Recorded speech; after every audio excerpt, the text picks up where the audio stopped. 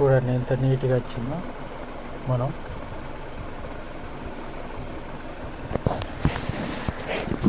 చూడండి ఎంత నీట్గా వచ్చిందో, ఇక్కడ ఎలాంటి మరక లేకుండా మనకు చూడండి టచ్ పని చేస్తుంది మనకు కూడా.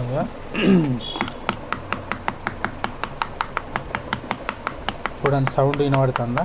ఈ సౌండ్ ఇంత చేసినా కూడా మనకి ఇంత స్క్రాచ్ కాలేదు. చూడండి స్లాబ్ చేసిన చూడండి ఏమైనా గీత కనబడుతుందా? కేవలం 100 రూపీసే.